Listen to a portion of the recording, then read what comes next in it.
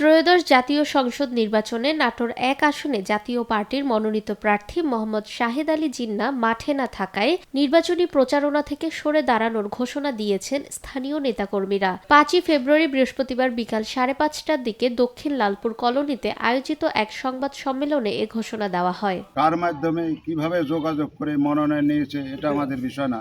সংবাদ সম্মেলনে বাগাতিপাড়া উপজেলা জাতীয় পার্টির সভাপতি আব্দুল গনি বলেন, প্রার্থীর অনুপস্থিতিতে কিছু এলাকায় লাঙল প্রতীকে ভোট চেয়ে মাইকিং করা হয়েছে, তবে এ বিষয়ে উপজেলা ও জেলা পর্যায়ের নেতারা অবগত নন। কে বা কাহারা কিছু এলাকায় মাইকিং প্রচার করেছেন, কিন্তু দুঃখের বিষয় হলো লালপুর বাগাতিপাড়া জাতীয় পার্টির কোনো নেতৃবৃন্দ, এমনকি নাটোর জেলার কোনো নেতৃবৃন্দ সেটা অবগত নয়। নেতাদের অভিযোগ, মনোনয়ন পাওয়ার পর থেকে প্রার্থী এলাকায় আসেননি এবং স্থানীয় নেতাকর্মীদের সঙ্গে যোগাযোগও করেননি। একাধিকবার যোগাযোগের চেষ্টা করলেও তারা ব্যর্থ হয়েছেন বলে দাবি করেন। এ পরিস্থিতিতে দুই উপজেলার নেতৃবৃন্দের সর্বসম্মতিক্রমে লাঙল প্রতীকের নির্বাচনী প্রচারণা থেকে সরে দাঁড়ানোর সিদ্ধান্ত নেওয়া হয়েছে বলে জানান তারা। এবং তার সঙ্গে আমাদের নেতাকর্মীরা অনেক যোগাযোগ করার সত্ত্বেও সে কোনো সাড়া দেয় না, কারো ফোন ধরে না, অনেক কিছু তার অনেক অনীহার পরে 1 মাস 5-7 দিন পরে মনোনয়ন শেষ হয়ে যাওয়ার পরে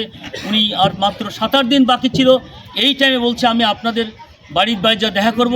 আমাদের কোনো দুই থানার কোনো প্রতিনিধির সাথে যোগাযোগ, কোনো কথাবার্তা না বলায় আমার লালপুর বাগাতিপাড়া থানার প্রত্যেকটি ইউনিয়নের নেতা কর্মী, উপজেলা পৌরসভার সবাই তার প্রতি অনীহা প্রকাশ করে, দুঃখ প্রকাশ করার কারণে আমরা এমনতো অবস্থায় আমরা নির্বাচন তার পিছিয়ে থাকতে পারি কি পারি না, সেই আলোকে আমরা দুই থানা মিলে একটা সিদ্ধান্ত হয় যে আমরা এই অজ্ঞ লোক, এই জানা লোক এবং এত অজ্ঞ লোকের পাশে আমরা কোনো ক্রমে থাকতে পারবো না।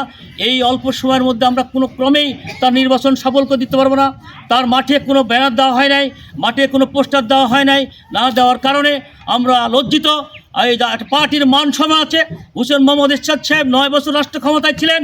আজকে বাংলাদেশে 244টা আসনে নির্বাচন চলছে, আমরা নির্বাচন করব, আমরা আনন্দমুখর হয়ে আমরা কাঁধে কাঁধ মিলে নির্বাচন করব। ভোটে হার জিত যেটাই হোক থাকতে পারে মানুষের, কিন্তু তার এই সুস্থ কমিউনিকেশন না থাকার জন্যে আমরা একটা চূড়ান্ত সিদ্ধান্তে পৌঁছে গেছি যে আমরা আগামীতে তার এই সামনে চলতি নির্বাচনে আমরা তার পিছে, আমাদের সবার সিদ্ধান্তক্রমে আমরা তার পিছে কেউ থাকবো না এবং আমরা তার পিছে কোনো নাই। সে আমাদের অনুরোধে মাত্র 2 দিন কি 3 দিন মাইকিং করছে, করার পরে এলাকায় তাকে আমরা খুঁজে পাচ্ছি না। একটা সিদ্ধান্ত নিয়েছি এই নির্বাচন বর্জনের।